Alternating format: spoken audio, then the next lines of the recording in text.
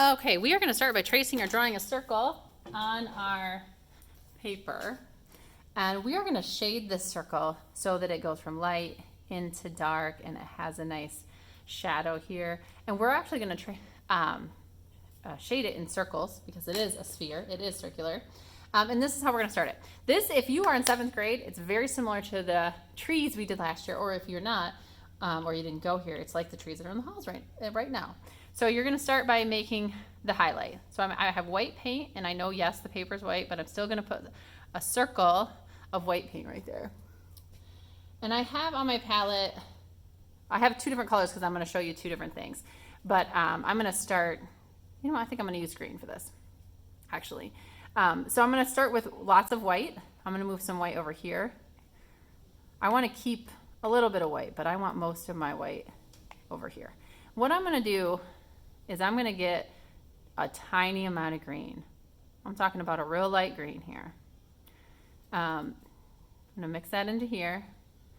If I accidentally got it too dark, then I'm going to need to add more white. I think that's fine. So I'm going to start with that color. And what I'm going to do, and what you're going to do, is we're going to make a ring around this circle. I'm going to stop when I hit the edge of the ball, but I'm going to basically go around here the width of my brush. So go ahead and do that.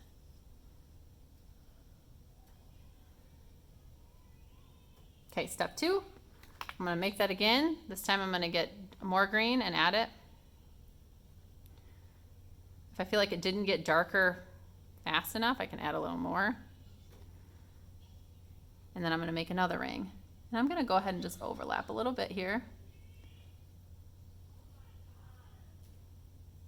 And again, I want to stop at the edge of my circle, but I basically have a circle here, and I'm going to keep doing that, adding a little more green. I have a lot of paint there, and I don't really need that much paint. Just to kind of get a darker version. At the end of my circle, I'm going to end up with just green. I'm always going in a curve because it's a sphere. It is curved. We want it to look like it has form, that it has a little bit of roundness to it. That's why we're practicing shading.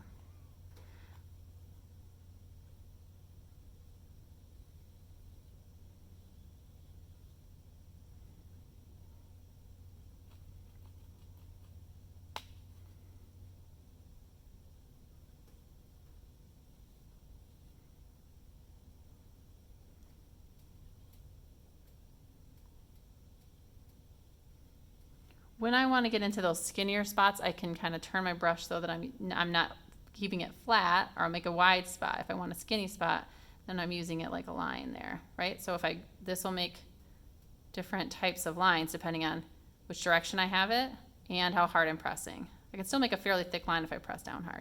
This way, I'm always going to get a pretty thick line if I turn the brush that way. But if I turn it this way, I have a little more control. I can make some skinnier lines to get in those spaces.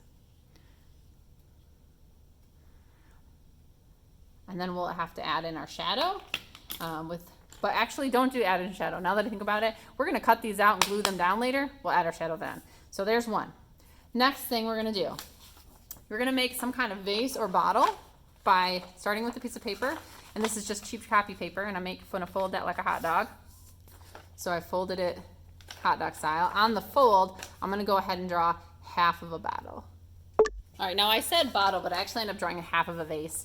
So as long as I remember I'm cutting into the fold, and I'm gonna just kind of trace this. If I don't like it, I can switch its shape later. But this is what I'm doing, is I'm making a template that I can now trace and decide and make a vase. Okay, yep, that looks good. So I'm gonna put that down. I'm gonna trace around it. Now notice that I made just essentially a curve downward here. I'm gonna have to draw in a curve upward as well, like your top of your bottle vases should be like a long stretched out oval or a long stretched out football or eyeball shape up there. And I'll show you exactly what that means in a second. So I'm gonna take this away, and I'm gonna kind of clean up my edges. So there's my vase. And now this is the shape I'm talking about here. I'm actually gonna make that go a little bit deeper than I could cut it. All right, so I have my light coming this way on the ball. I want this side to be lit on the vase as well. That sounded funny. But anyway, so you are going to make the lightest spot over here. So I'm going to wash out my brush, and this time I'm going to start with blue. And I'm going to make white to light blue, to slightly darker blue, to slightly darker blue. But I'm going to do the opposite in the eyeball. Let me show you. Okay, I've painted my vase from light into darker blues, starting with that light side. Couple things to know. One, my paintbrush was wet with green paint. So you dry your brush out. Like after you wash it, dry it off on a piece of paper towel or something so you can make sure you get all the paint out. And you don't want your paint to be watery or it will be really see-through. This paint can be a little bit see-through anyway. We don't want it to be too see-through. It's not watercolor. We want it to be a nice thick paint.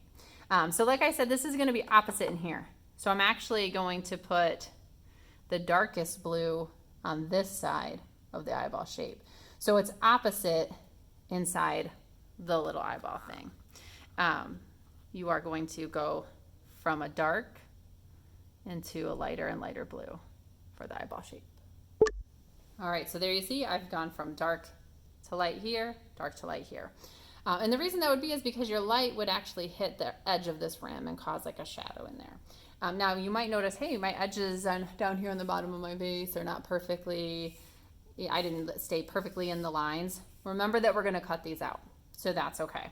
So you're gonna make several vases, and again, we'll add the shadow in later, or bottles. I would say 3 vases or bottles in whatever colors you want, but shaded the same direction. If you have the left side white, like I do, all of them should have the left side white because they're gonna be part of one picture later. We have one light source. And 1 sphere. So 1 sphere, 3 bottles. I think that's it.